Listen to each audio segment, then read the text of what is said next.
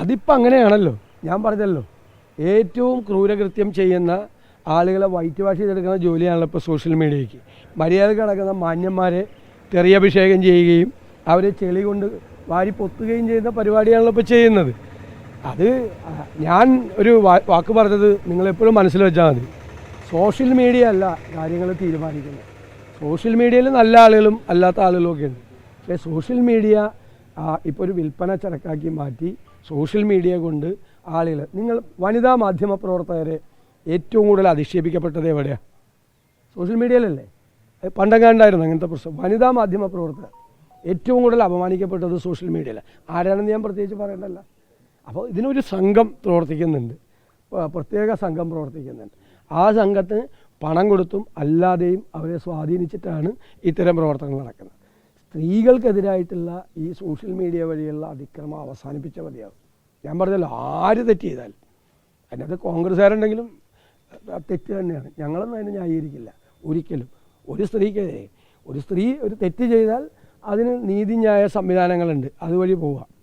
സ്ത്രീയും പുരുഷനും വ്യത്യാസമില്ല, കുറ്റം ചെയ്യുക. പക്ഷേ സ്ത്രീകളെ തെരഞ്ഞുപിടിച്ച് സോഷ്യൽ മീഡിയയിൽ ആക്രമിക്കുക എന്നത് ഇപ്പോൾ പതിവാണ്, അപമാനിക്കപ്പെടുകയാണ്.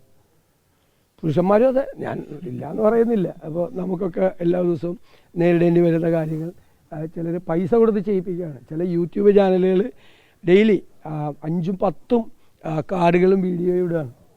മനസ്സിലായില്ലേ? അപ്പം നമുക്കൊക്കെയുള്ള ആത്മവിശ്വാസവും ജനങ്ങൾ അത് മറികടന്ന് ചിന്തിക്കും എന്നുള്ള വിശ്വാസം കൊണ്ടാണ് നമ്മളൊക്കെ നിൽക്കുന്നത്. വളരെ അല്ല, ഞാൻ ഏതെങ്കിലും വ്യക്തിയെക്കുറിച്ചോ ആരെങ്കിലും കുറിച്ചോ അല്ല പറയാൻ. ഇത് എല്ലായിടത്തും ഉണ്ടല്ലോ. ഇപ്പോൾ കോൺഗ്രസ്സിൽ ഈ ഒരു നടപടി എടുത്തു കഴിഞ്ഞപ്പോൾ ഞങ്ങളെല്ലാവരും ചേർന്ന് ഏകകണ്ഠമായിട്ടാണ് ഒരു നടപടി എടുത്തത്. ആർക്ക് നേരെയായിരുന്നു ആക്രമണം? എനിക്ക് നേരെയായിരുന്നു. നിങ്ങളെല്ലാം കണ്ടതല്ലേ, നിങ്ങൾ തന്നെ ചോദിക്കുകയും ചെയ്താൽ. ഞാനപ്പോൾ പറഞ്ഞൊരു മറുപടിയുണ്ട്. ആ മറുപടി അത് ഇന്നായാലും നാളെയായാലും അതാണ്. നമ്മളെ ബോധ്യങ്ങളിൽ നിന്നാണ് നമ്മൾ തീരുമാനം എടുക്കണം. അത്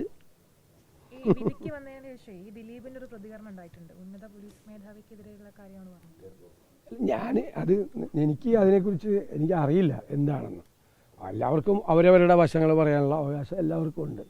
അത് നമ്മൾ വിധി വന്നു കഴിയുമ്പോൾ എങ്ങനെയാണ് തെളിവുകൾ പ്രോസിക്യൂഷൻ ഹാജരാക്കിയിരിക്കുന്നത്, ആ തെളിവുകൾ എത്രമാത്രം വിശ്വസനീയമാണ്, ആ തെളിവുകളെ കോടതി എങ്ങനെയാണ് നോക്കിക്കണ്ടത്.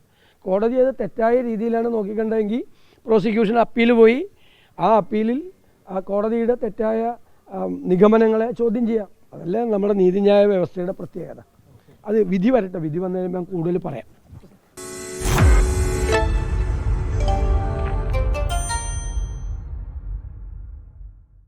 ലോകത്തെവിടെയായാലും ഏത് സമയത്തും 24 വാർത്തകളും ഓഗ്മെന്റഡ് റിയാലിറ്റി പാക്കേജുകളും എക്സ്പ്ലെയിനറുകളും വിശദമായി കാണാൻ ഞങ്ങളുടെ യൂട്യൂബ് ചാനൽ നിങ്ങൾക്ക് സബ്സ്ക്രൈബ് ചെയ്യാം.